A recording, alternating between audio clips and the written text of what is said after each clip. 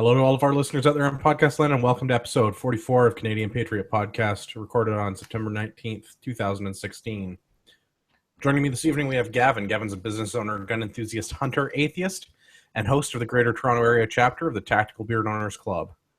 Hey, Gavin, how's it going? Pretty good. Yourself? Good, thanks. We also have Marty. Marty is now $21,000 in debt thanks to the Ontario provincial government. Hey, Marty. I got good news for you. You guys are too. That's not fun at all. That's what was it? We're at 8 years now of Liberal government. Yay. Isn't it more than that? Isn't it like a decade and a half or something stupid like that? Too long. Yeah, whatever it is, it's too long. That's for sure.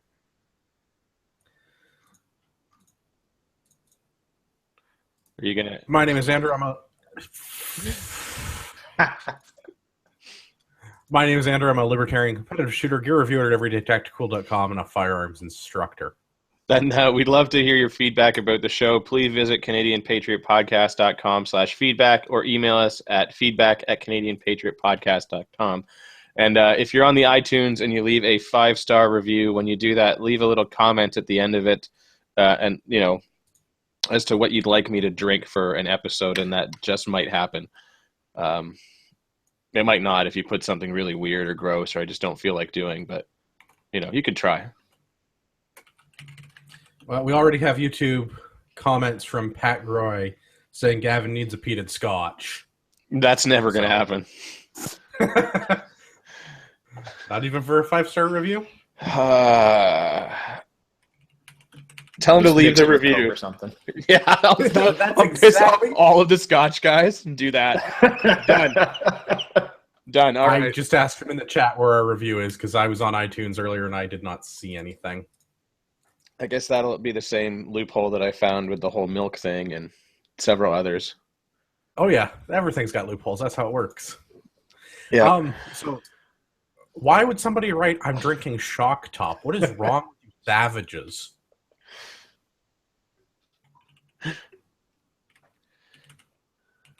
Gavin, what are you drinking? I am drinking Sky Vodka this evening. Are you drinking it with anything else or just straight from the bottle like a good Russian? I am mixing it with some Sprite. I do have a meeting in the morning, so I don't want to get too hammered. That's also why I went with like the double clear. I figure that'll be less of a hangover. Sounds reasonable to me. Yeah, the rum hit me pretty hard the other day, as did the whiskey. That'll happen. Marty, what are you drinking? Banquet tonight. Nice. The one thing that I can't stand about Banquet, though, is like if you go to the bar and you order a Coors, they look at you like you're an idiot, and you have to say Coors Banquet. Wait, there's another kind? Yeah, who would order the other one? Well, I mean, like, there's Coors and there's Coors Light, right? Yeah. But, like, because Coors Light has been out for so long without Coors Banquet, like, if you just order a Coors, they expect to give you a Coors Light. I guess. I don't know. That's terrible. Yeah, I know. That like, bartender, they should know better. But, yeah, that's the one thing I hate about Banquet. But it is a good beer. Solid generic beer. Yeah, well, it's generic beer. It's You can drink a lot of them. That's what's good about them. There are a few things that go better with mowing the lawn than drinking Coors Banquet. Yeah.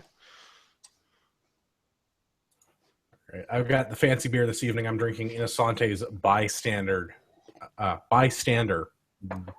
American Pale Ale. It's full of Galaxy hops, and I think that's delicious. So what you're saying is that you're bi? No, what I'm saying is I stood idly by and watched them shoot Harambe. Ah! I was a bystander. Not that I'm bi, but I'm glad we could clear that up for you. Well, there you go.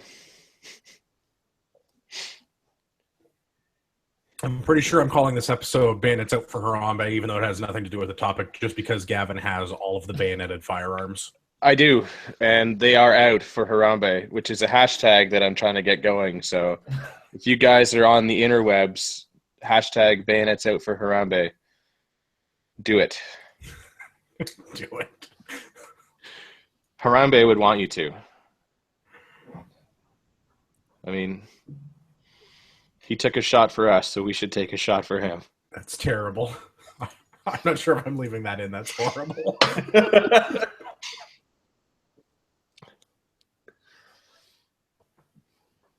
All right, let's go into the news. This is where I put in the cool sound effect later. So, first off, we're going to go to the Washington Post article. Canada has approved... Neutral journalism there. Yeah. Well, don't worry. I'll make Washington Post echo. Canada... Son of a bitch. Canada has just approved prescription heroin. Gavin, do you want to run with this one? Because I think I found it from you. Yeah, I guess for anyone that is addicted to heroin and is not having any luck with methadone, they are now going to be able to legally prescribe something like 3 or 4 doses of heroin a day to these people to help kick the habit. And I think it's in BC, was it? I don't have the article in front of me. It's in Vancouver. Yeah, which is not surprising. I mean, they have a huge heroin problem in BC to the point where they've installed like black lights in the bathroom so people can't shoot up because they can't see their veins in the lights and stuff like that. But I don't know. I mean, I'm all for helping people get off drugs and stuff like that, but at the same time, it seems kind of funny that they kind of like silently slid this one under the radar, but like they're still raiding pot shops and stuff like that when that's something they were going to legalize. Like, yeah, I don't remember there being a big push during the election cycle for legalizing prescription heroin. Yeah, I mean, there wasn't even a big thing for like safe injection sites. No, there was. I can't think of anything for that, and there hasn't been in the news recently. And I read a lot of news, and all of a sudden we now have legal heroin, and it's like I didn't even find the announcement from when that bill became a bit. Like I don't even see how the government actually legalized it, other than they just decreed that okay, you can now have a government sponsored clinic in Vancouver where they give out prescription heroin through government tax dollars. Yeah. I mean, this is something we've kind of talked about before, I think, especially around like C-42, I think we mentioned it before, how the Liberals have seemingly just change laws, just remove laws by removing the enforcement of them. So without actually going through a normal process, they've just eliminated laws or eliminated the effectiveness of laws. Yeah, and I mean, like, I'm not even necessarily like against this. I mean, I'd say just legalize everything. Like, just that would solve a lot of problems right there off the bat. But like, and do like Spain I can agree with you with. No, I can agree with you for legalizing things that you're doing to yourself because you're an adult. And you should be able to make for sure. decisions. Yeah. The problem that I have with this is the fact that the government is paying a clinic to dispense this. And at the very least, that you get the heroin and the time of a nurse. Yeah. And I'm not saying that they shouldn't have the access to a nurse if that's how they want to inject themselves with a drug, because that's how we inject ourselves with most drugs is, with a medical professional. But I'm opposed to my government tax dollars paying for somebody else to go shoot heroin. I'm also opposed to my government tax dollars putting these nurses in risk. Yes. Yeah, that's a good point, Marty. Yeah, because I mean, from a medical risk, just in terms of the things that they might potentially be exposed to when you have people that are using sort of needled drugs, as well as threat of robbery type of thing of other people looking to steal the heroin that they know is stored there. Yeah. I mean, the physical risk from an outside person trying to steal it, or that person themselves like freaking out and injuring somebody, or trying to steal it themselves, or whatever. Yeah, I mean, there's a lot of problems. Like, the fact that they've legalized it in and of itself doesn't really bother me. I mean, like I said, I just legalize everything for people to do to themselves, and that would solve so many problems. And then it's up to you to figure out how to get off of it. But now, I can't say this is something that I would partake in myself. But why is heroin needed over methadone? Like, I guess for certain. What is this actually solving? What is this? Well, I mean, the methadone basically, like, you slowly wean yourself off the heroin by doing methadone, right? And then much like, like the patch or like, e-cigs or whatever works for nicotine, and you slowly lower the dosage over time. That's what you're supposed to be doing with methadone, in that you slowly lower the dose over time so that your withdrawal symptoms aren't so bad, and then you can successfully wean yourself off. Whereas like cold turkey, maybe you go a couple of weeks, but then it gets so bad that you just have to do it again, right?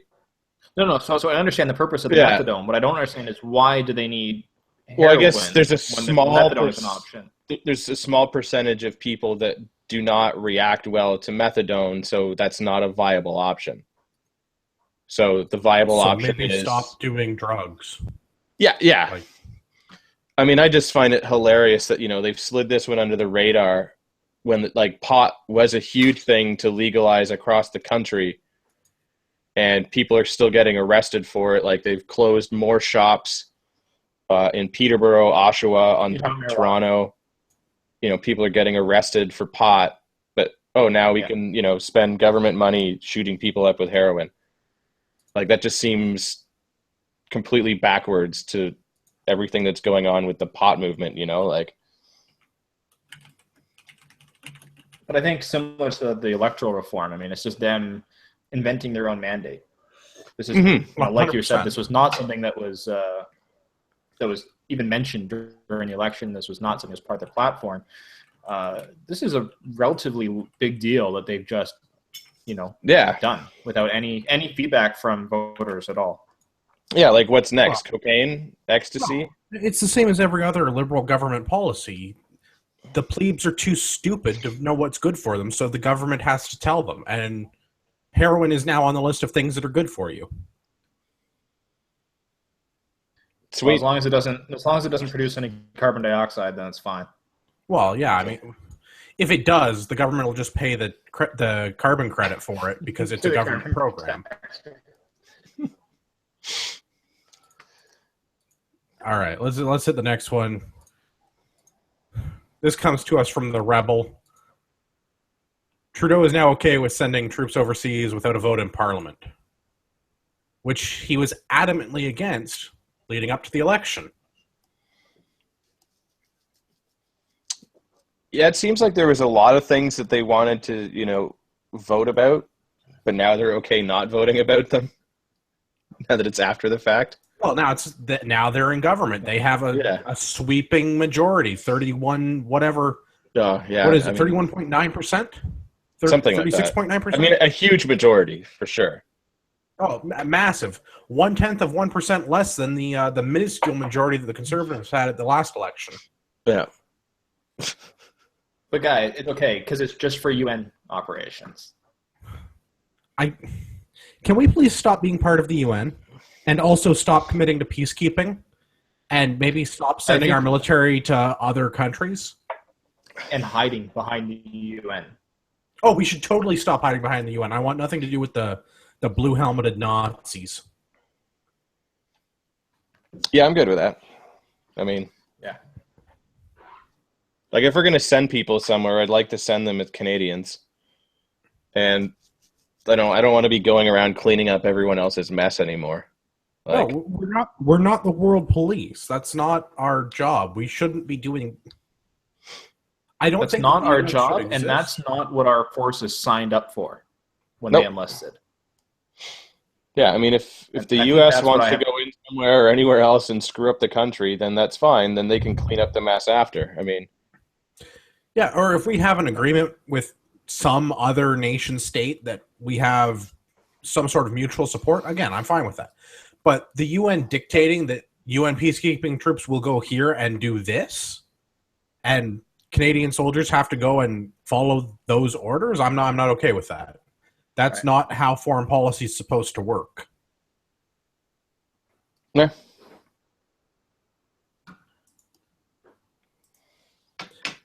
I also disagree with this part about the claim from Harjit Sanjan, our current defense minister, claiming the Liberals were given a mandate to re-engage in peace operations with the UN. Yeah, that was never mentioned. Yeah, there is nothing in the Liberal plan about that. They wanted to be... I can't find anything that they have a mandate to re-engage with peacekeeping ops with the UN. I mean, so I think that at the Liberals at this point, I think that their understanding is because they were given a majority, then they were given the mandate to do whatever the fuck they want. I think that's how I take this. Because this is not like sound fact-based policy that I was promised. This is Trudeau sucking up to the UN to try and get a peacekeeping medal. Like, honestly, I think he's going to get a Nobel Prize for this nonsense. I don't know. Did you guys see this is a non sequitur? I'll have to find the article to put in the show notes. But did you see how Bono was all like slobbering all over Trudeau's knob about how great Canada was and how wonderful it is that we're going to be engaging in UN peacekeeping? And Trudeau was all like, "Oh, Bono, you're such a great rock star. We should totally be part of the UN in a more contributory way." Well, he's always been a fan of U2. He has a U2 T-shirt that he can wear.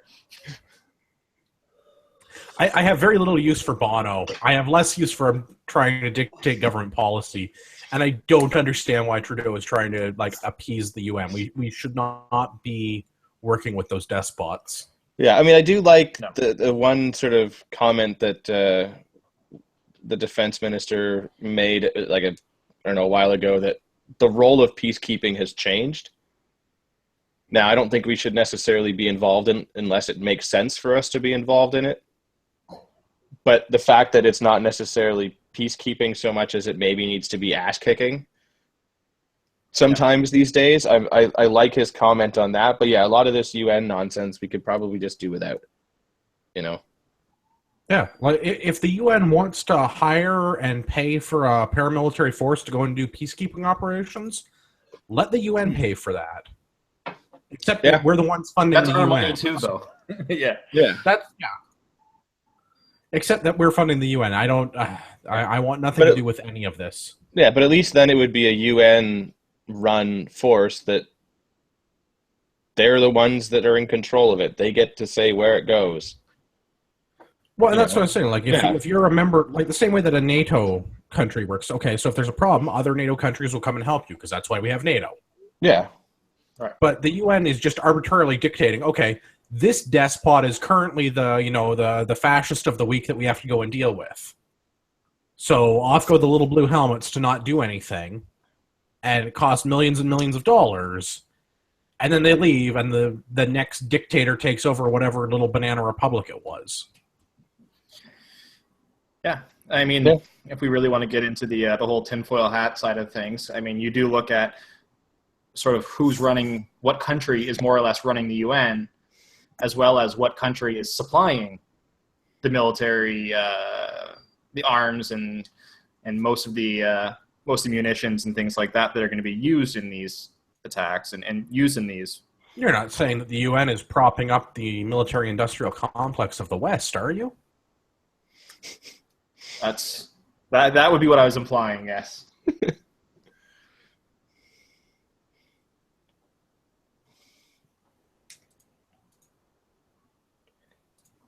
All right, that sounds like an edit point.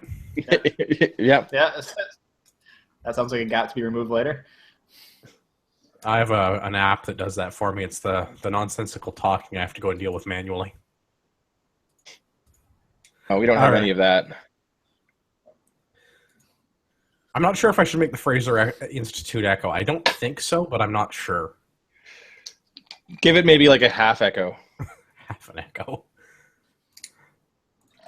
All right, coming to us from the Fraser Institute. So much for lower taxes on Canada's middle class. And I mean, anyone that couldn't see this coming, I want you to stick your hand out and hold it out to the side and just smack yourself as hard as possible.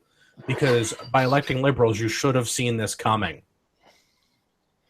But their whole goal was to strengthen the middle class. By taxing us more so that the middle class stops existing. So you either become the lower class or the upper class. And if you made it into the upper class, you've been strengthened. Yeah. No, guys. And then you get taxed to no end, and then you end up in the lower class. Guys, I think you're missing this. The Liberals gave a tax break to the middle class. So you're better off now, right? Except for the fact that the increase is more than the tax break. Yeah, but nobody can So do. that's Nobody can that's do the math. cut this article here. Yeah. Basically, the Liberals gave us an income tax break and then added on taxes. Yeah, they hit it everywhere under the else. Canadian pension plan. Yeah. And the increase of taxation elsewhere outweighs the tax break that they gave us, but they can still claim that they gave us a tax break. Yeah, which come campaign time is going to be it's going to make a great highlighted soundbite. all over the place. It's going to make a great soundbite. But the fact that they're increasing the Canadian pension plan contributions by two percentage points from 9.9 to 11.9. That you're not helping the middle class. You're going to weaken the economy and reduce the number of jobs because now employers have to match the CPP. You're going to make it more expensive for employers to employ any sort of labor. Yeah. So not only does it take money out of your pocket, but it's taking additional money out of your employer's pocket that would potentially go to your pocket in the future. So, right, your raise for next year is not going to happen because they're paying the CPP. That's right. That's exactly the point that I'm trying to make, Marty. Is that if they had not done this, I can manage the money just fine on my own. I don't need the government to tell me how to manage my retirement savings. My employer could have given me that 2%, and I could do with it what I will. No. They are far more responsible than any of us will ever be with our own money, Andrew. I mean, I don't know obviously. I don't know how you can't see this. I mean, it's so obvious. Did we not start off that I'm $21,000 in provincial debt? Yeah, that's... Yeah. Because they've managed this so well. Yeah, and how much are you in debt federally as well? $18,000 each, I believe. Yeah. Great. Awesome. Thanks, guys. Yeah, really, really enjoy that. So glad that I'm getting a tax break that almost offsets my CPP contribution increase. Yeah. But it does nothing to do with going back to the whole slowing down your raises because it's a percentage. Every extra dollar that your company gives you, they have to take that into account. So your raise is going to be substantially decreased because they have to factor in that even for the amount that they're giving you the raise, they have to pay that percentage on top of that as well. Oh, absolutely. This is more nanny state nonsense, in my opinion. What? This is the government telling us that you plebes, you don't know well enough. You don't know what you're supposed to do to look after yourselves. You need the government to be able to do whatever it is to look after you. You need the government to look after your health care in the case of heroin. Or you need the government to look after your retirement savings because you're just too dumb to do it yourself. Yeah. We need the government to neglect the roads for us. Here's the question. As terrible of an idea this is, in the long run, because it ended up killing the Ontario provincial pension plan. Wow. Only cost, I forget what the number was for that. We had it on the show once. I think it was 70... Yeah. I forget now. It was several $1 million. Yeah. $700 million or something like that? Was it $700 million? I don't know. They paid, what was it, like 20-ish people for nothing, basically, so with government salaries. Yeah, I forget entirely now. I'll go back a couple episodes when we talked about it. I'll edit this out later, but I'm looking it up because I want to have that actual number. Episode number. Well, so I can put it in the show notes and everything. We have the right number. But yeah, it's ridiculous. And we didn't even get anything out of that. Like, we spent all this money for nothing. Like, well, we just invested that money into the economy. No, we didn't. We invested it into the liberal pockets. That's what we invested it into. Yeah, but like those 5 people that got those millions and millions of dollars, they now have that to spend on things to stimulate the economy. Yeah, but they're in government, so they don't actually spend money on anything. They just get it paid for free, and they just pocket that money. That's how that works. Money from the poor, give it to the rich. It's like Robin Hood. Yeah, it's like that. It's like Robin. I like that. I'm not sure how I'm going to edit this later, but I'll have to fix it. The episode we talked about it in was 36, and it was a cost of $70 million to do exactly nothing. No, I was off by 10. I had the 7 part right. Yeah, no, pretty good. 70 million bucks to accomplish nothing. Yeah, way to go, guys. Great work. Yeah. Bang up job. Yeah, but exactly. But here's the thing. So like they wasted $70 million not doing anything and over the course of 4 months. So think about how much they would have wasted had this had gone forward. Yes, but I would rather they have not wasted any money at all. But yes, I'm glad they're not wasting more money on this particular project. Like, that's what I wonder. Like, this terrible idea from the federal government might have screwed us slightly less by taking it out of the hands of the provincial government. That's only because the provincial government tries harder. Sharp97 on YouTube makes a very astute observation, though. Hey, if you weren't smart enough to go into politics, then you deserve to pay the taxes. Ooh. So, bully on us for not implication to that, too. I don't know if that's because we're not smart enough or maybe we're too smart to go into politics. All right, let's do the last one in the news. This is from MTL blog. The title makes me throw up a little bit in my mouth. Justin Trudeau could be the first PM of Canada to give all 18-year-olds Justin Trudeau could be the first PM of Canada to give all 18-year-olds $500 to spend on movies, concerts, and books. I'm so glad that we've managed to stifle the economy and remove jobs for youth, but we're going to give a $500 mincome to 18-year-olds to go see movies. I don't like where our country is going. Yeah, can't like their parents just give them an allowance? Like, isn't that how that's supposed to work? Or they can just get a job? Yeah, they can get a job. They're 18 years old.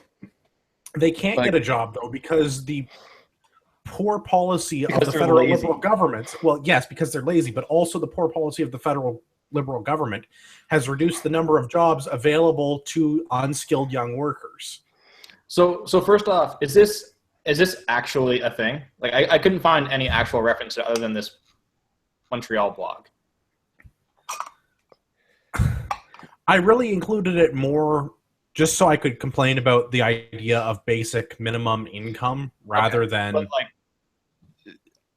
I mean, the idea has been floating around because I've also read that like Ontario was thinking of doing $900 per person regardless of employment status, age, income. So it's a concept that is certainly floating around Canada. And that's the part that worries me, is that this is an idea that people think is...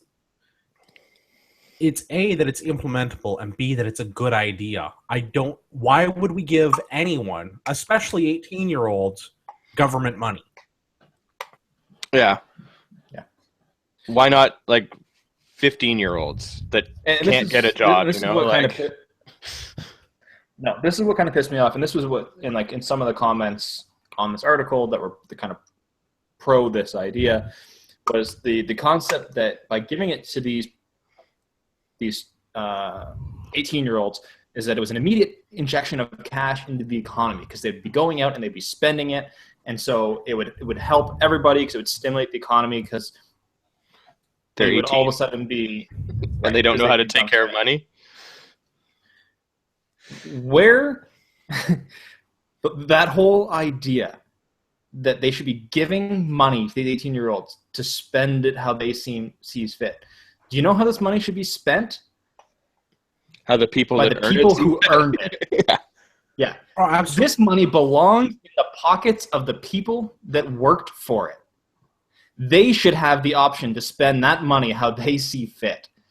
Yeah. And when it goes into the economy.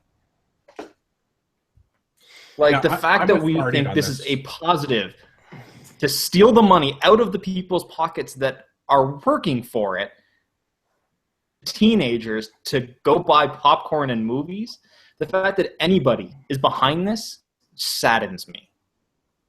Yeah. Get a job. Not even get a job. Get a job where you can get skills to get a better job so that you can have money so we don't have to give you a basic minimum income. The thing that I keep seeing this come up with is that there's a lot of people that don't have real life skills that want this basic minimum income because artists need to eat too. No, artists need to go get a fucking job. Or be better at their art. Yeah. Right, and that's the thing. Like, not everybody gets to grow up to play CFL football or be, Bono and play music with YouTube and get billions of dollars. There's such a few number of those people that get to do something professionally that pays, honestly, ludicrous amounts of money in exchange for whatever their particular skill set is. And you know what? I actually know. I know and have friends with a couple people that are professional artists. And you know how they became professional artists? By working another job until their art or their music or whatever they got to a point where they could switch and take that on as their job full time. Yeah. I mean, I have friends of mine that are professional musicians as well that like the new Hockey Night in Canada theme song, they play the music on that. They're the guys that play the bagpipes. Yeah. They've played in front of the Queen. They've done all kinds of stuff. They've played for Don Cherry and all kinds of other prestigious sort of Canadian things. Guess how they're still making money? Working construction. Yeah. Because they don't make enough doing what they're doing to make a living. And they suck it up and do what they have to do. Really, that's what any Canadian should be doing, and the government taxing the working people to pay for. Have we said taxation is theft recently? Not yet. Taxation is theft. We have not said it. We've hinted at it. Taxation is theft. Yeah. Yeah. I'm actually going to get that imprinted down the side of one of my rifles, I think. I thought you were going to get tattooed on your junk. Well, that too. I'm going to have the gun to match. Yeah, no, the government stealing... Well. Zing. Amazing. The government stealing the product of useful Canadians' labor to pay for high school kids to be able to go to the movies, or for anyone else in society that's not being productive. Like, it's bad enough that we already have our socialized medicine and socialized welfare, and we're paying for heroin addicts' heroin now in BC. Now we have to subsidize high school students that literally can't get a job flipping burgers. Well, that's because now the minimum wage is $15. So machines. I mean, there's no jobs for 15-year-olds or 18-year-olds. But I don't think we should be giving them money. Parents should be giving them money, if anyone is, or they just go and earn it their own damn selves. Well, and they should go and earn it their own damn selves. That's how they'll gain an appreciation for $1. Right, and the government should stop taking it away because they're actually only gaining appreciation for like 62 cents. Yeah.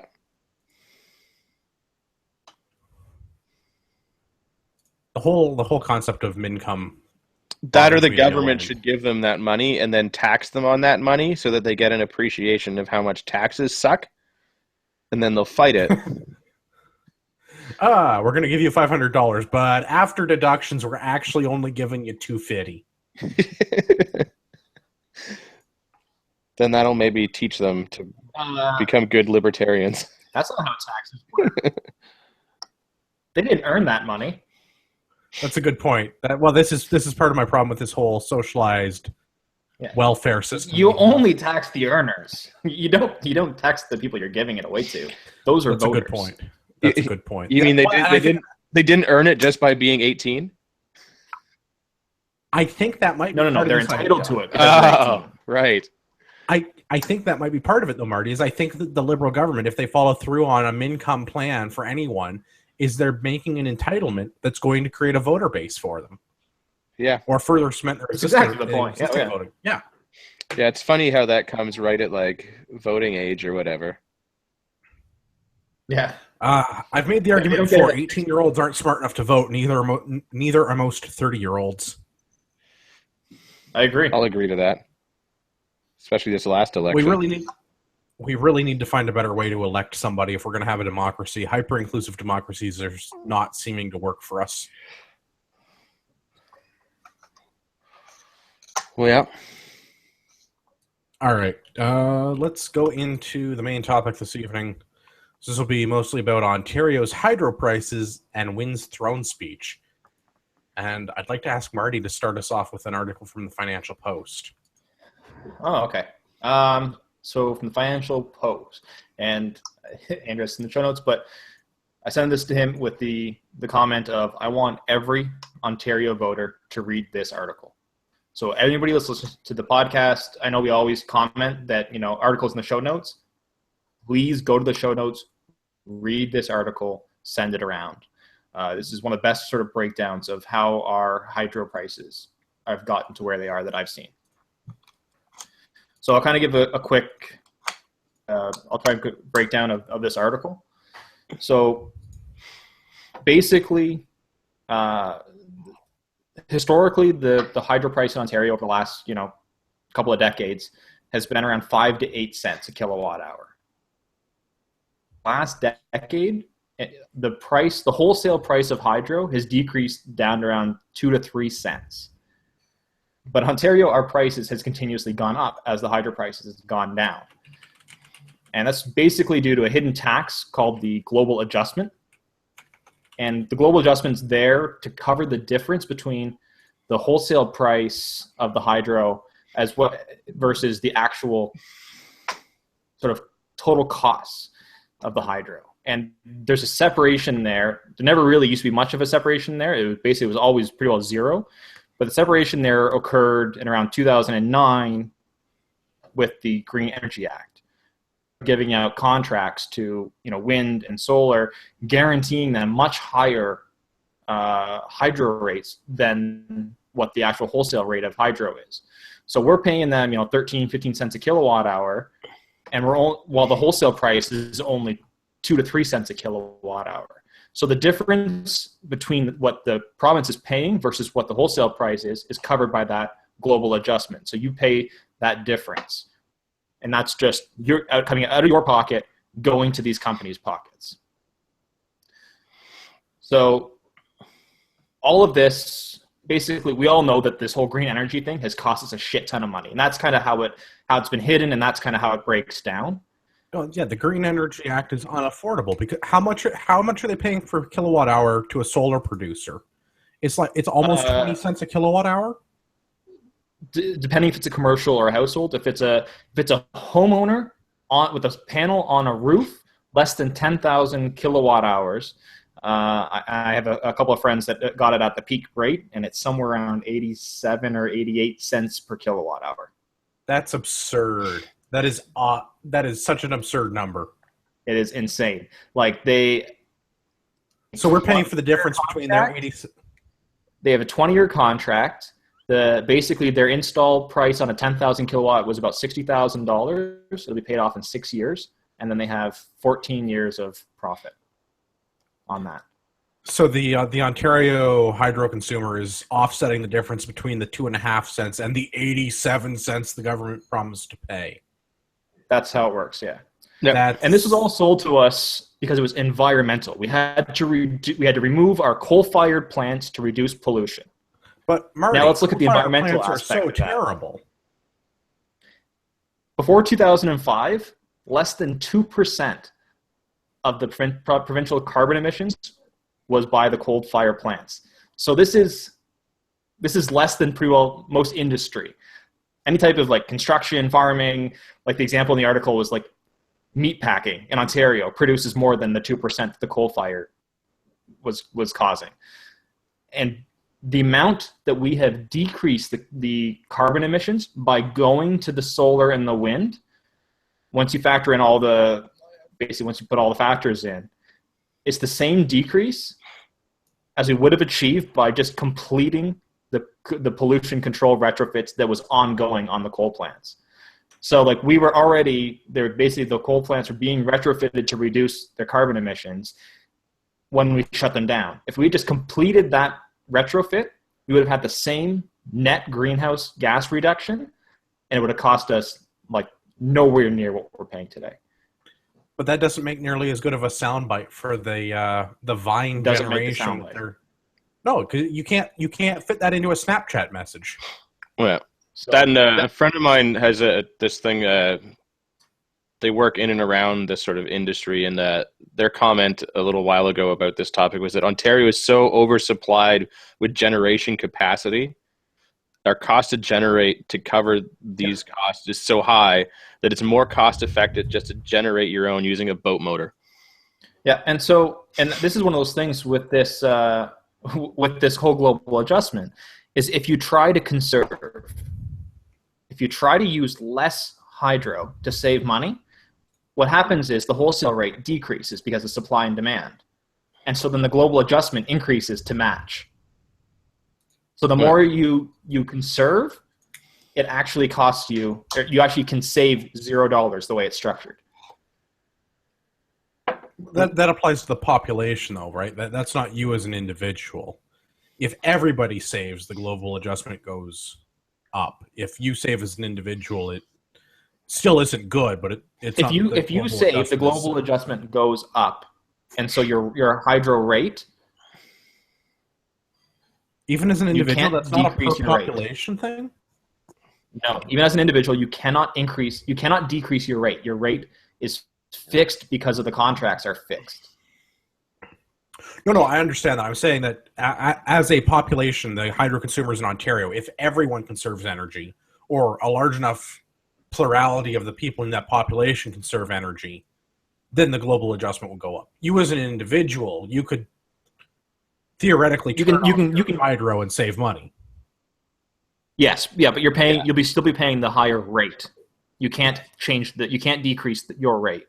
Yeah, but if you are going to do that, everyone else is going to do that. In which case, and that's what I was saying. Conservation within the population isn't a viable option. Yeah. If anything, we should actually because of how it's structured. We should treat this like zero budget, zero sum accounting, and we should actually all spend as much as possible on hydro to prevent the global adjustment from going up, so that we actually retain a lower overall rate. Kind of. You end up paying less on this additional tax and more for the actual commodity that way. Well, that's what I say. That would keep the price of the commodity at its current price rather than increasing, as if we all actually just kept the lights on. And at least we'd at least be using something. Right. We'd get something for our money, and the cost of the service You're getting your money's worth that way. That's the point that I'm trying to make. We should at least get our money's worth. Yeah. Yeah. I'll put a link to that in the show notes. And we'll. I know that was a little bit long, a little bit dry, but please, everybody read this article. It's a really good article. It's not very long. Overcapacity we have and like the surplus energy being generated, aren't we like selling that below cost as well to like other? Yes, we're selling it at a loss. Yes, and that doesn't help either. We're selling it at the wholesale rate. Yeah. So we're buying it at the higher rate and then selling it at the wholesale rate of like 2 cents or 3 cents, and sometimes we're actually paying them to take it because there's a surplus. Yeah. So it's that's the most recent. I guess it was the spring. That hydro rate increase in Ontario was due to not enough consumption. So because the consumption was so low, we had to pay so much to sell off all the excess that we then had to raise this global adjustment to offset the amount that we had to pay. Okay. So basically, this global adjustment now is sitting at somewhere around 11 cents per kilowatt hour is being paid just in stupid, basically green energy fees. So you're paying, quadruple the actual price of the hydro in dump taxes that never existed 10 years ago. Yeah. Although I think they've stopped doing a lot of that stuff.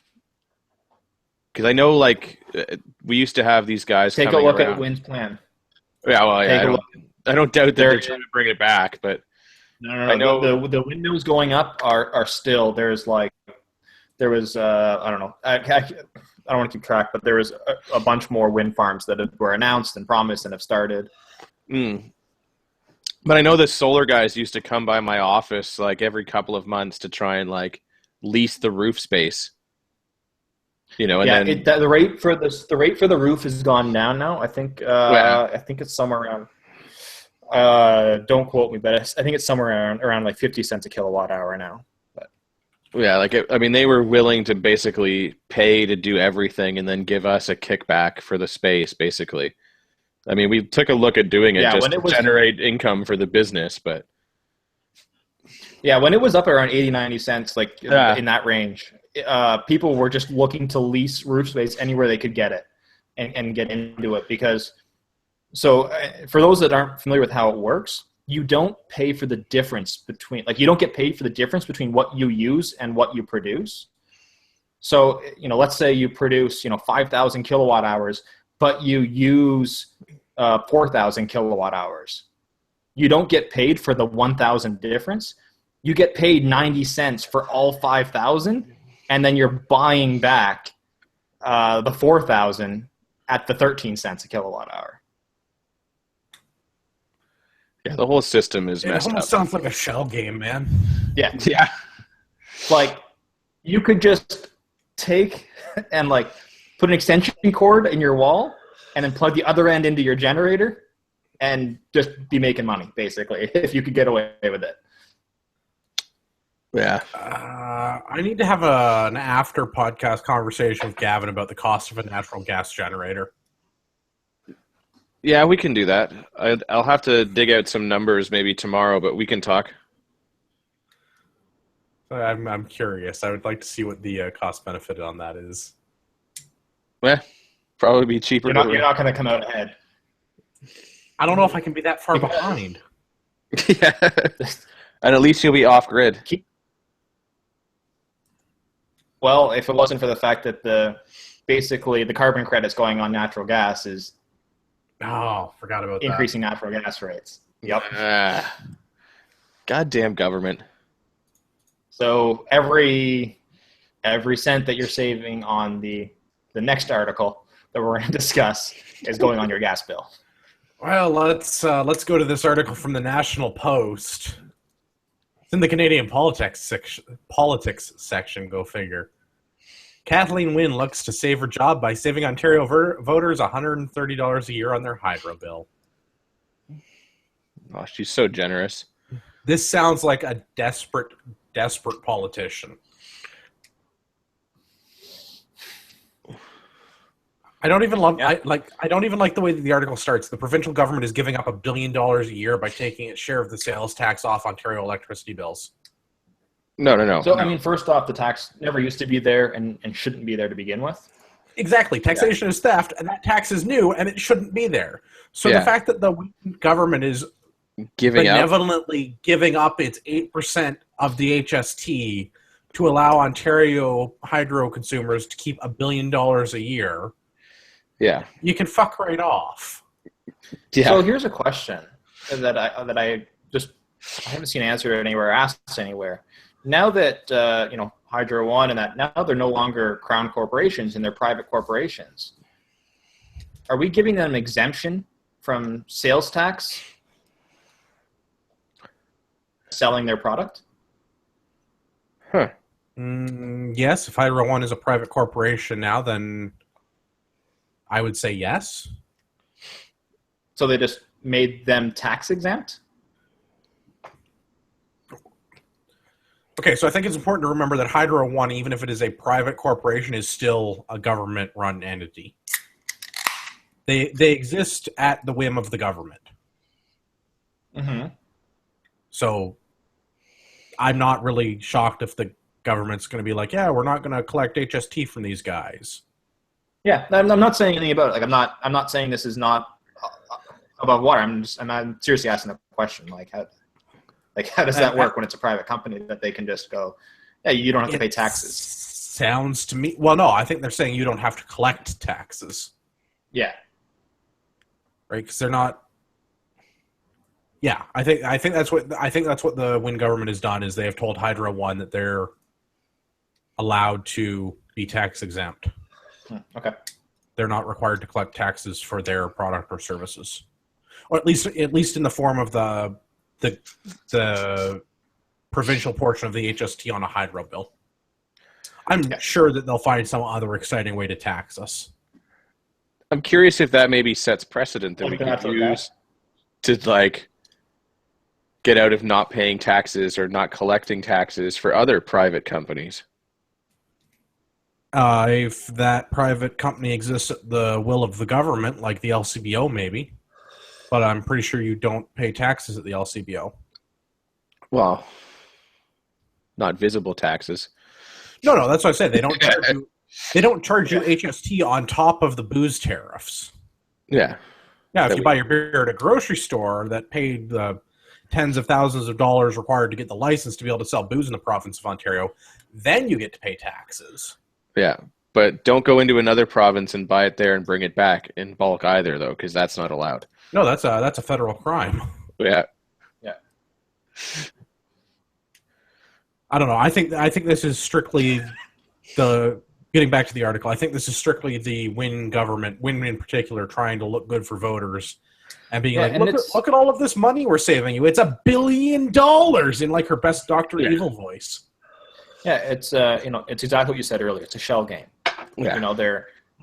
Look, the hydro rates have gone down. The gas prices are gone up because we just levied the carbon tax over there. So we're still collecting the same amount of money out of your pocket. But look, we've decreased the hydro rates. Then I don't think it's her best Dr. Evil voice. I think it's her best Orville Redenbacher voice. How would Orville Redenbacher say $1 billion, though? I don't know. I'm curious. We need to more research is required. That can be the soundbite for next week. Yeah. All right. Do you guys want to look at this thing from Blackburn News? It has some more information about the other parts of or I guess it's not really other parts, but it has some other information about the throne speech. Sure. Oh, yeah. This is. They call it a throne speech. Well, it is because parliamentary democracy. Yeah, but I mean that there, right? Kind of gets my back up. It's just like. As someone who's basically sitting in the Game of Thrones right now. Yeah, there's only one person. There's only one person that sits on the throne, and that's me. I love that you've the bayonets have approached as the podcast has gone on. Well, it is bayonets out for Harambe after all.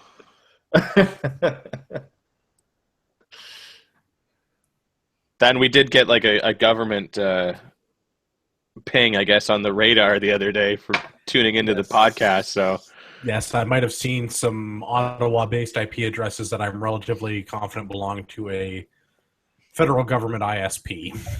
So I'm just waiting for them to bust in at any moment. So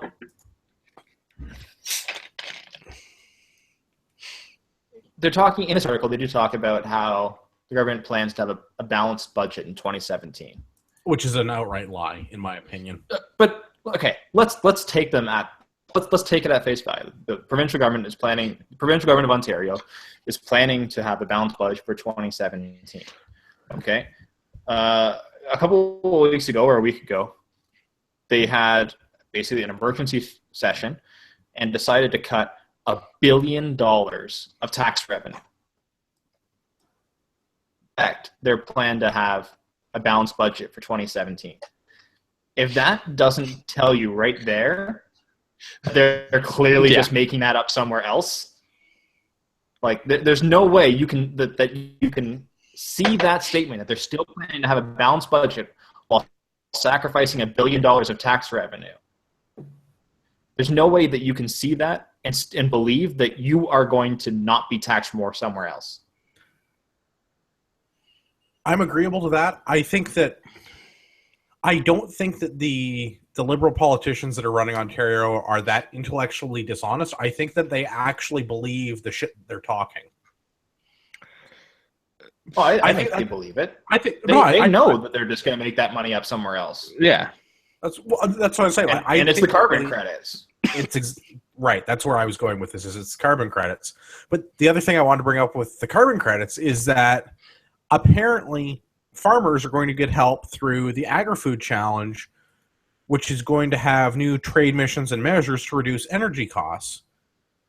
Weren't they just going to bill farmers for the extra carbon emissions that their farms generate? So now they're doing their shell game again that, okay, we're going to tax farmers more, but we're not going to tax farmers more.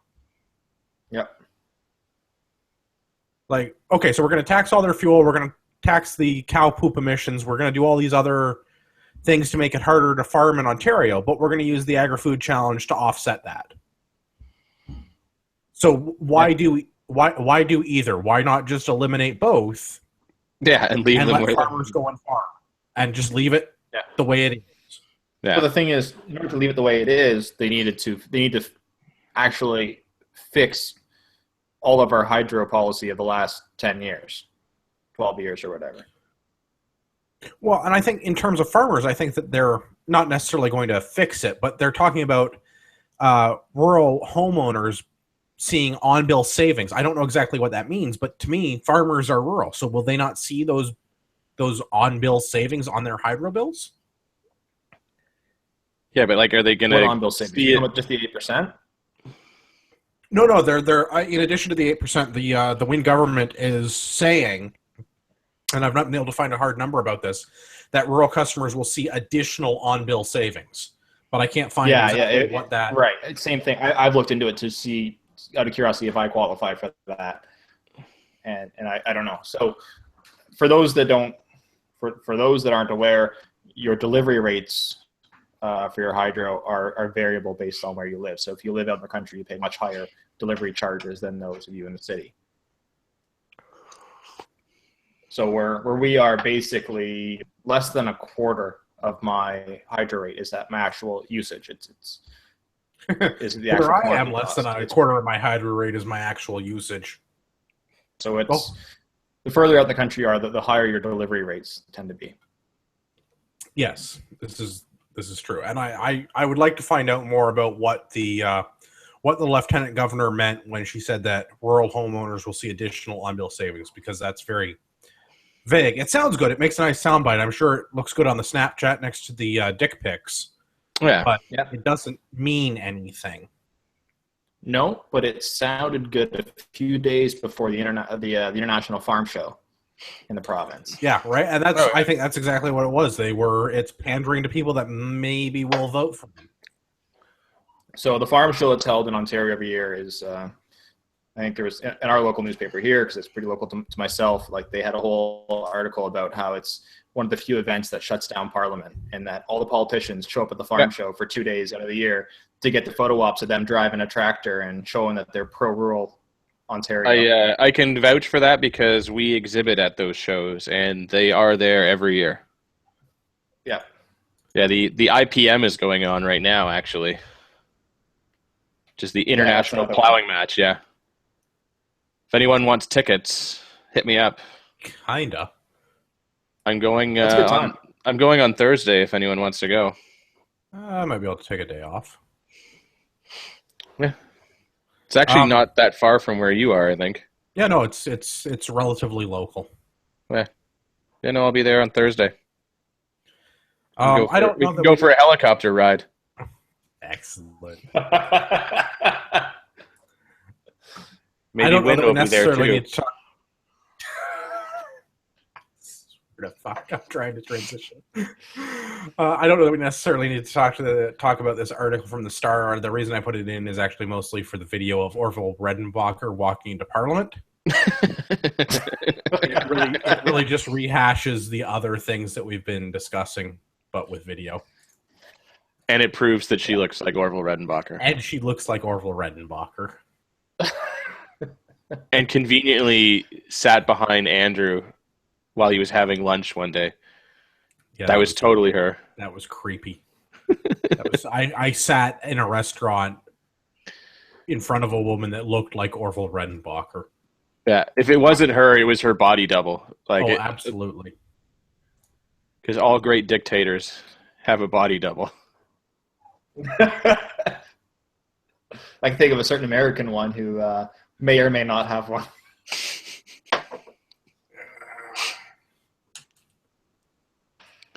All right, so we'll take that part out.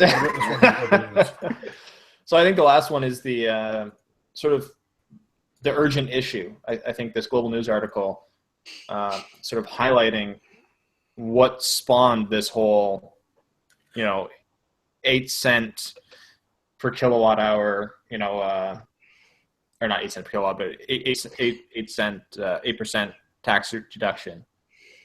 Well, and I think that's it. For The those of us Ontario in Premier lost the by-election, and suddenly hydro is now a key issue in the Liberal policy.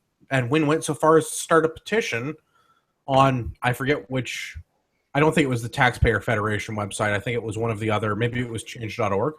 But Wynne launched a petition under her own name to fix the hydro rates in Ontario immediately after losing a by-election. Because this is more soundbites that look good because, well, it's not my fault that the hydro is like this. I'm trying to fix it. I need to stay in power so that I can fix this. Yeah. Because it wasn't an urgent issue until she lost that by-election.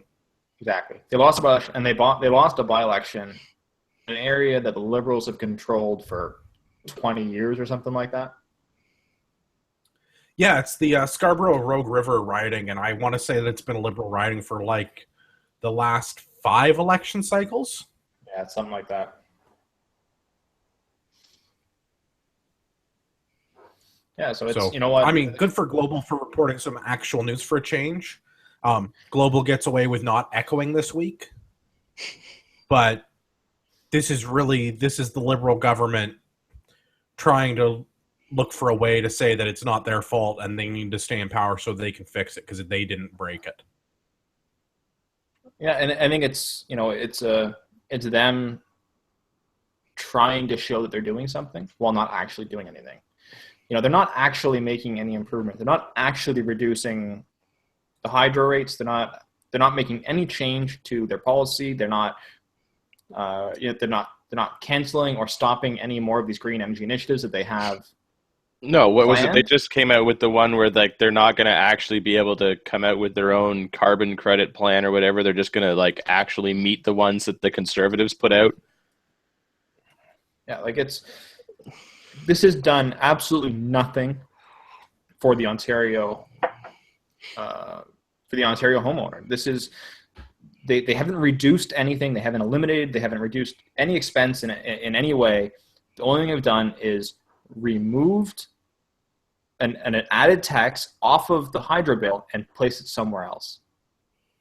Yeah, I agree. And we're supposed to applaud them for this. No, we're not even supposed to applaud them. We're supposed to thank them for this and allow them to remain in power. Well, it's because we're not going to see it on our bill. We're going to see it on our taxes at the end of the year or something, right? Like where we're going to just forget about it. You're going to see it on your natural gas bill. Absolutely. Yeah. They don't want you using natural gas. No, and then they're not going to. We talked about it before. There was that document that the Liberal government wants to ban the use of natural gas in new home construction. Fortunately, the Ontario Real Estate Board was like, wait a minute. You want to do... Yeah. No, you're not allowed to do that.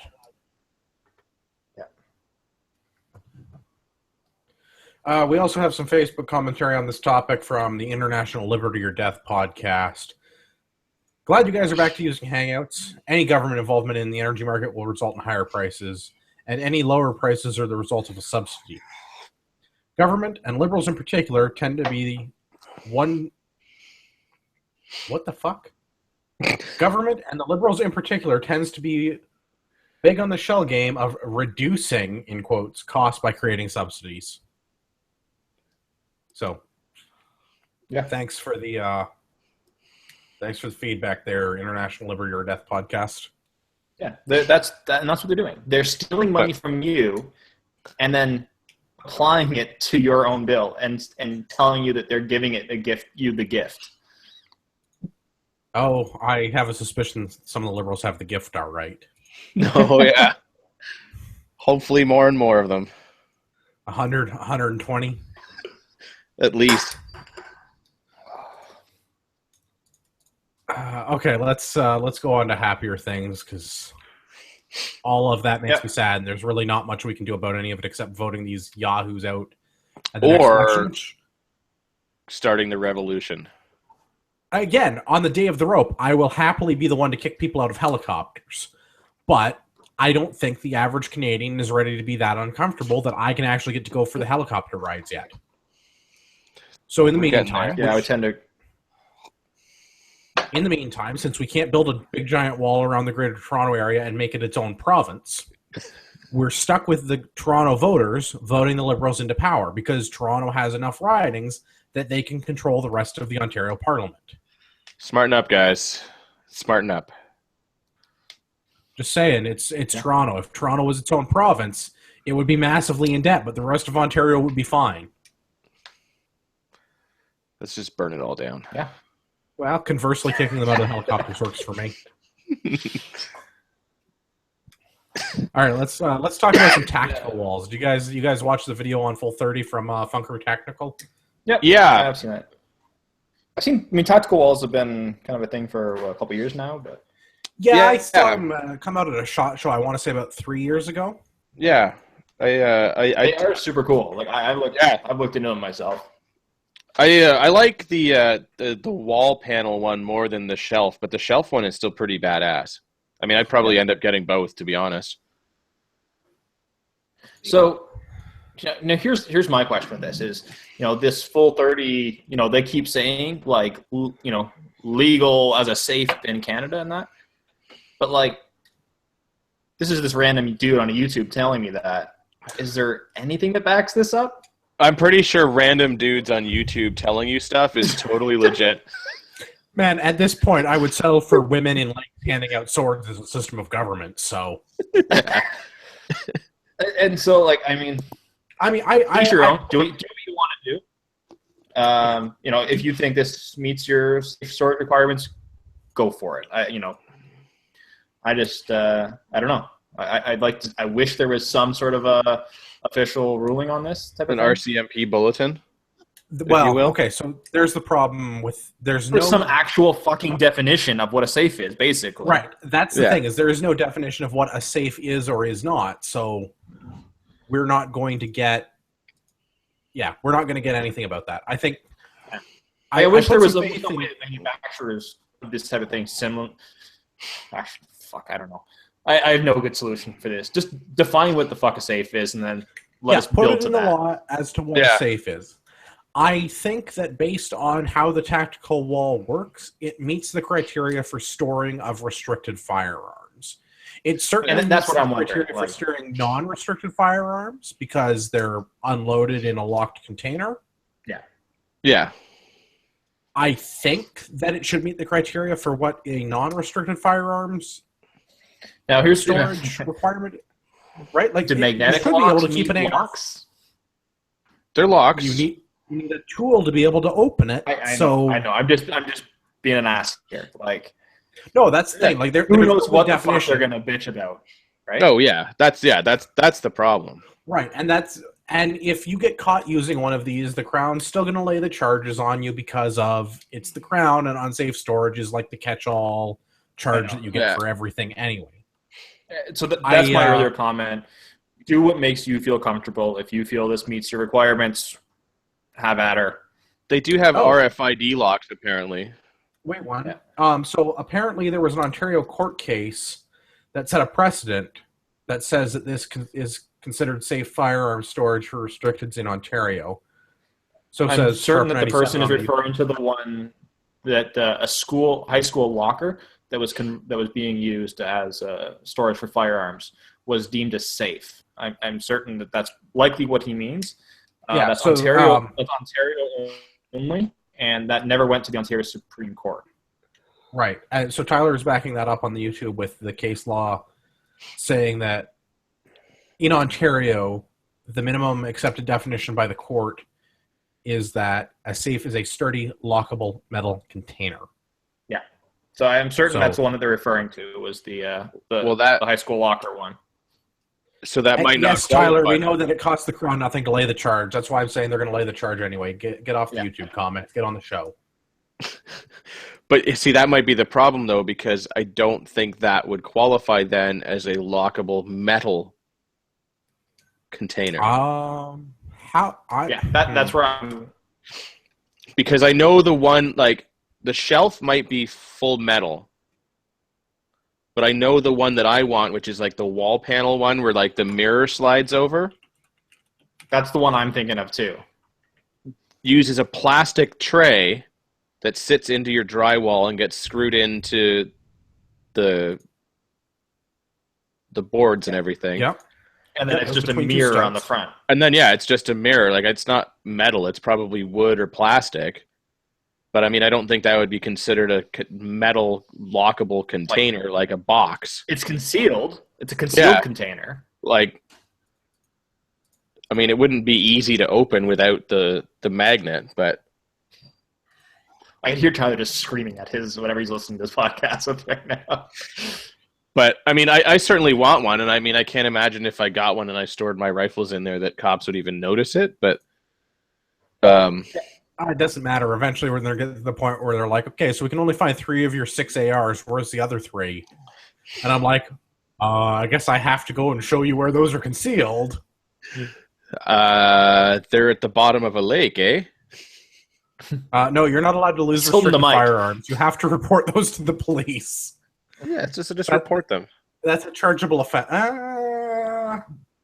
I'm pretty sure lying to the RCMP is also a chargeable offense, but yes, carry on. But I don't know. I like these. I think that at the very least, I wouldn't mind keeping them non-restricted in them in, a reasonably easy to access location or locations throughout my home. Yeah, definitely. They're super cool for sure. I really like them. Yeah, their little Kleenex box one, like it's not on the website that they list in the video, but if you go to the actual Tactical Walls website, it's like a little Kleenex box, and you can put actual Kleenex box in it, and people can pull Kleenexes out of it, and then it lifts up. I want that for like my wallet and like my flashlight and my pocket knife, so just like I have somewhere that I can put them every day when I get home. I just like the name is that it's the issue box, as in you go to it when you have an issue. Yeah. Like, I mean, obviously I wouldn't store a pistol in there, allegedly, but I would like to put like my, EDC stuff in there so that it's all in one place, just like out of sight. And then when I need it, I can grab it because it's all in one spot. I just have a tray on my nightstand for all that crap. Yeah, I mean, that's basically what I do now, but like it just takes up space. Not that a Kleenex box wouldn't, but it would stay out of sight at least. Out of sight, yeah, absolutely. Less risk of theft for somebody to come through. I don't know. I really like these. I'm not convinced that they meet the requirements for storing restricted firearms in Canada. I would like to see some sort of a bulletin. To be sure. Really, there's nothing really that I think that they should. I think that they would meet the requirements, but I think that somebody needs to make that fight first. And I don't want it to be me. Set for how that works, but I mean the same could be said of my, my stack on cabinet that I currently keep my restricteds in. That's not really. Yeah. No, you're in the same. I mean, there's a CGN thread about that pretty well every week about how it is a stack on cabinet a safe or is it not a safe. But like, isn't there? So there's a bit of a definition. If you actually have a safe, then you don't need to have trigger locks on all your restricteds inside the safe. Right, and that's why is a stack on cabinet a safe. So if you've got it in there with I would trigger locks, then you're fine.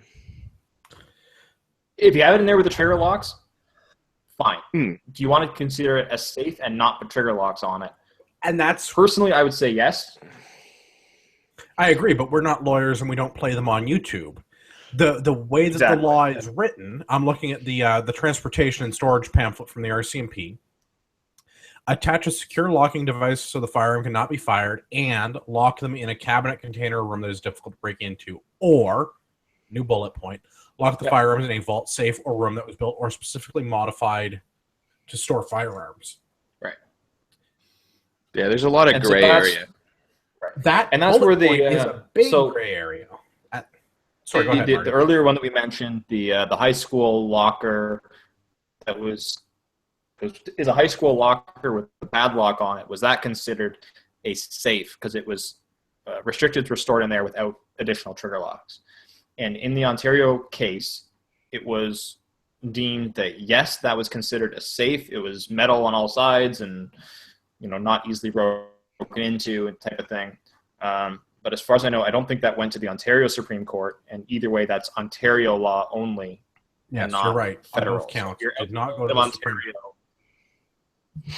Yep, you're right on both counts, Mark.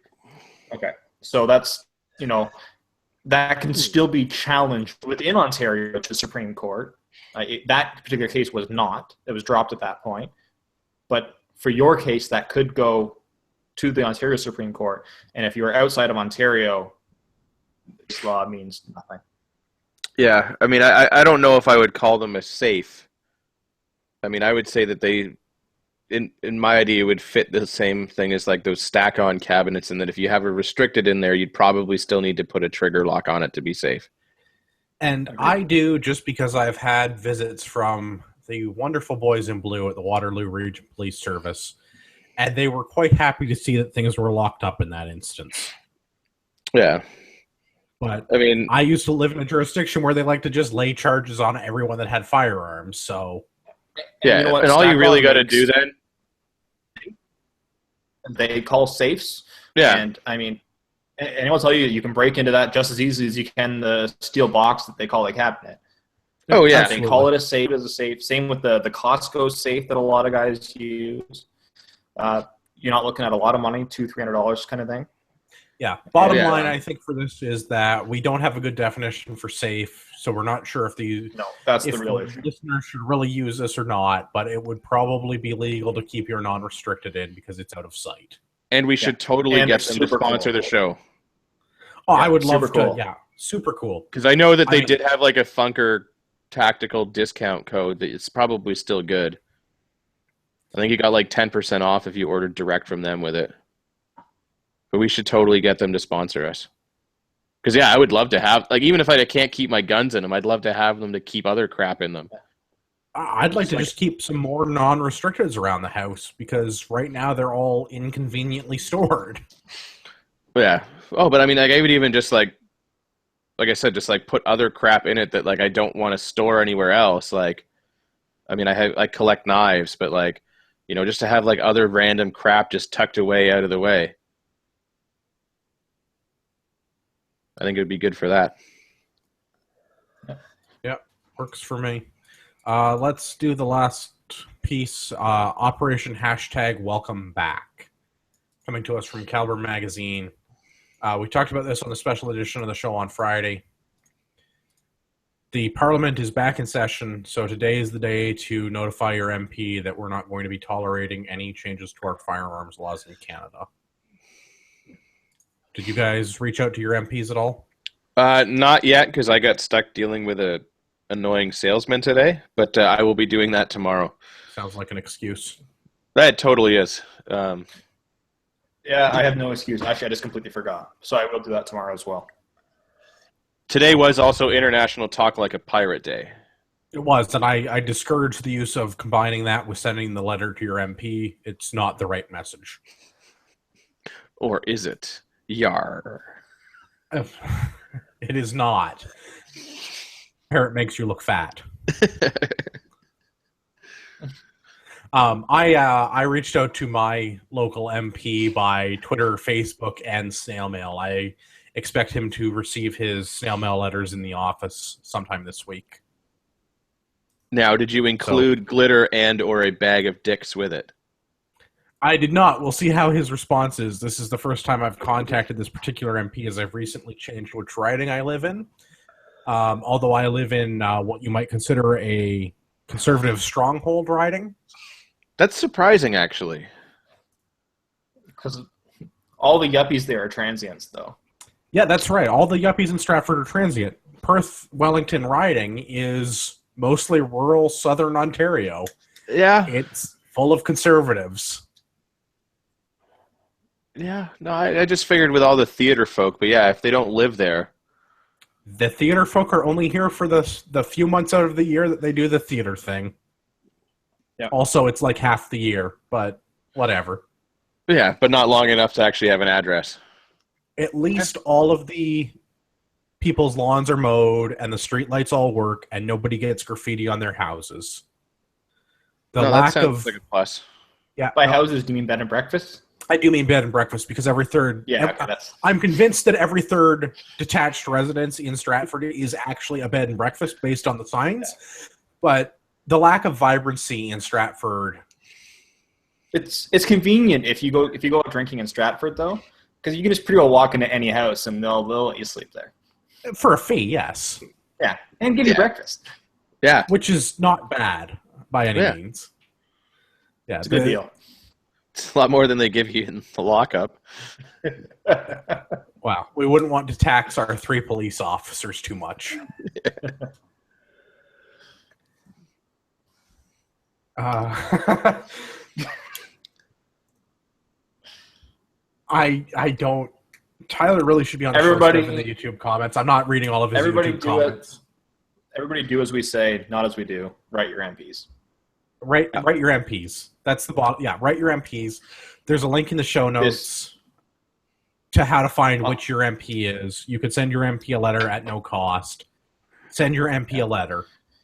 Don't send them a form letter. Send them a letter from you. Make it 1 page. Tell them the problem. Use a few points. Don't swear. Don't swear. Don't make threats. Well, actually, if you have a Liberal MP, maybe make threats. Well, like legitimate that's bad advice. Yeah, like not voting for the them. threat of not getting elected again. Yeah. Okay, yes. That, not helicopters. Not helicopters, that's right. Well, unless they decide to start taxing helicopters, then you can complain about that. Well, and that's what I said. Like this should be short. This should be like 3 paragraphs. It should be less than 500 words. You may use a few supporting facts, but it should be written from your perspective on why you're a legal gun owner, and there are 2.5 million other legal gun owners, and we're not the problem. And if you really want to reduce crime in Canada, you need to go after people that are using firearms legally, not people that are subject to background checks every day. Yeah. Do you see how I condensed a bunch of talking points that we have into like 4 sentences? That's the goal. I think a few facts. I think that's key too. Like, don't go on like a random like gun facts website and copy down their entire list of everything, every pro-gun statistic out there. Keep it to 1 or 2 talking points. You will overwhelm them, and they will throw your letter out. Well, and bearing in mind that your MP probably doesn't read your letter. It's probably a staffer that reads your letter and probably a staffer that responds. But if they have enough of these, eventually the staffer will put 2 and 2 together and go, hey, boss, it looks like the people that live in our constituency don't want you to ban all of the guns. Yeah. And this 1022 magazine thing is bullshit. Yeah, send a separate letter for the 1022 thing. Yeah. Because right now the problem that we have is that going back into Parliament, the Liberals are positioning themselves to make an announcement for new firearms laws in this country, and we don't know what those are yet. But based on their But we're against them anyway. We are against them. But based on what was in their election profile, it's to get handguns and assault weapons off of our streets. Yeah. Handguns and assault weapons are not on our streets. Assault weapons is a made-up term. If you want to talk about assault rifles, we don't have those. That's a machine gun. Yep. Yeah. So it can mean nothing good for us. But basically, it doesn't really matter what it is. It's going to be bad for us. It's going to be bad for gun owners.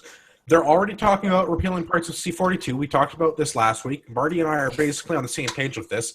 I don't care if they repeal C-42. It didn't do anything good for gun owners anyway. It didn't do anything bad, but it wasn't good. I disagree with your statement. It's not that I don't care about C-42. I will stand the line at C-42 because it's a step.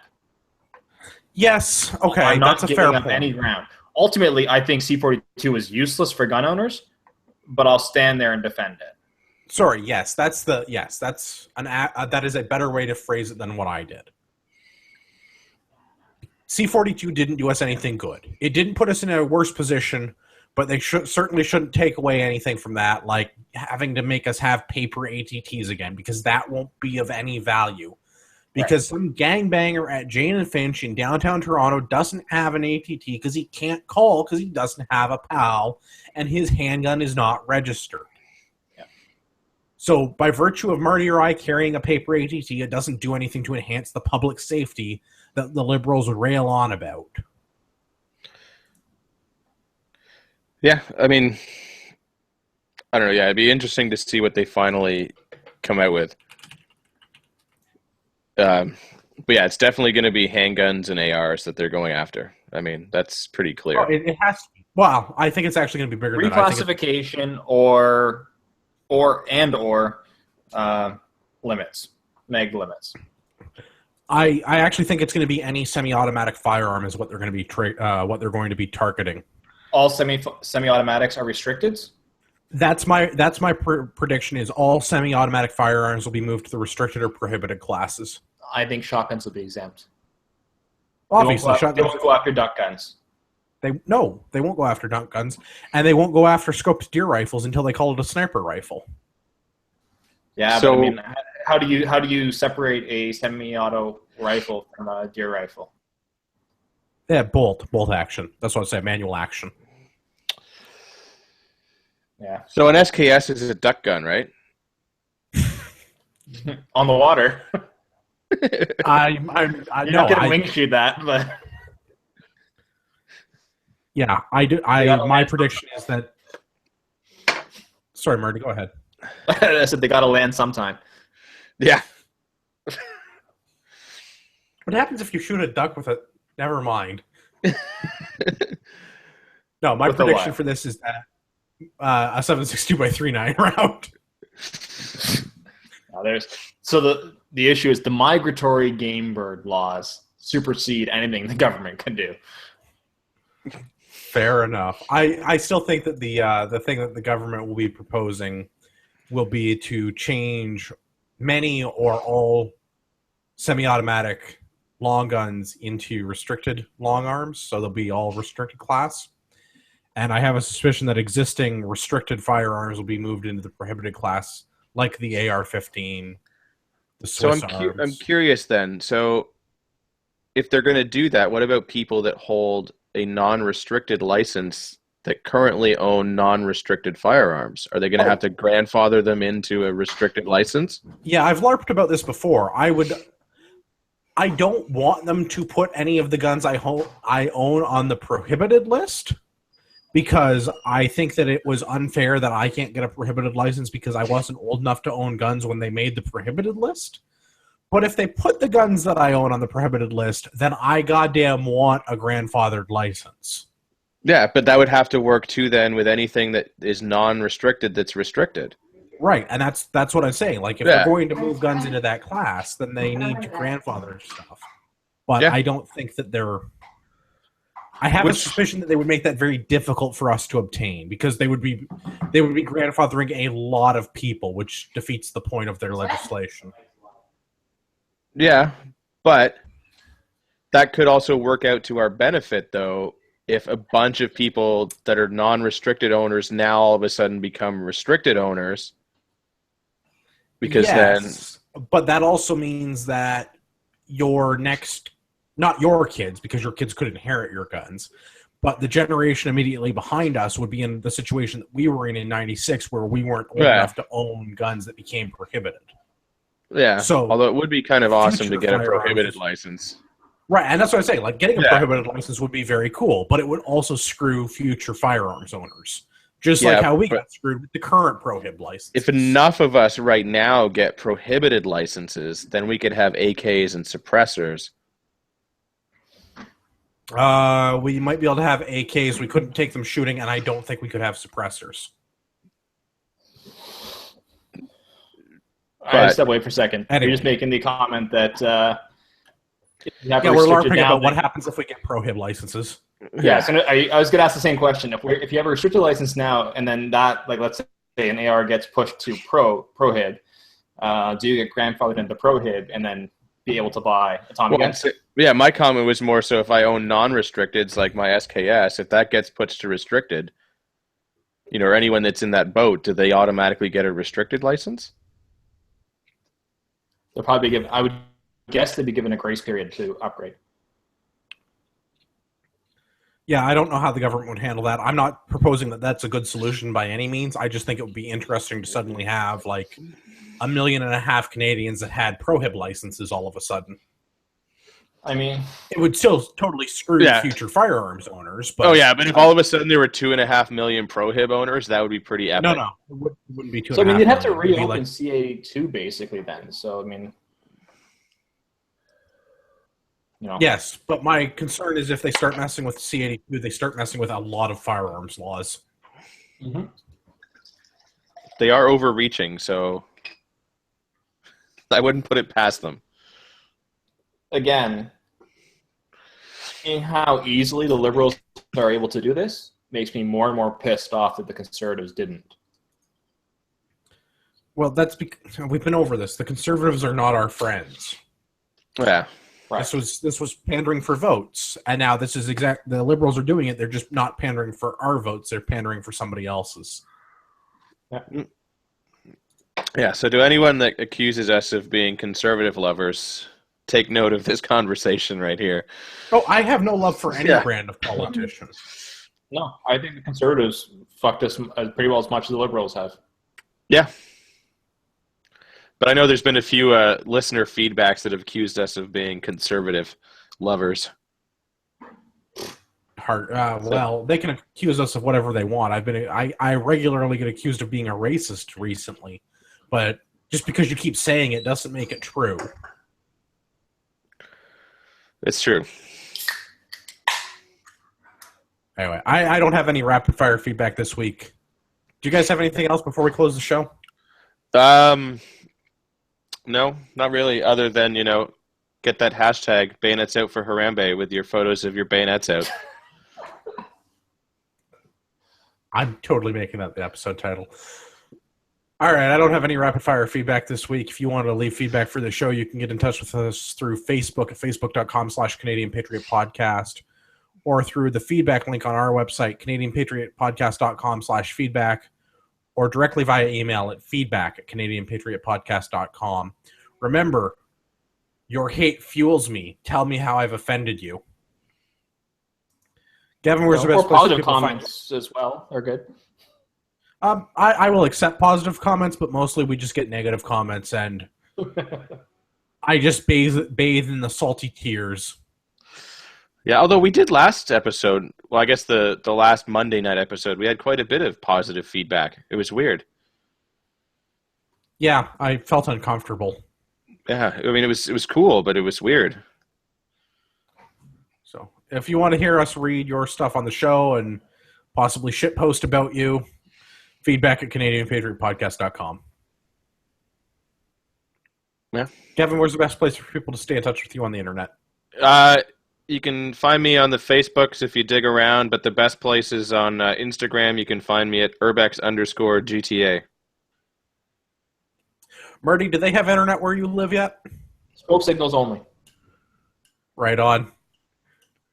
As always, my name is Andrew. You can find all my work on everydaytactical.com or on Instagram and Twitter at edtactical.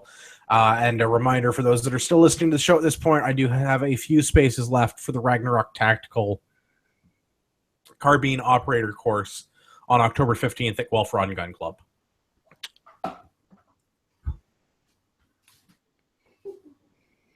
All right. So for our listeners, you are the True North, strong and free.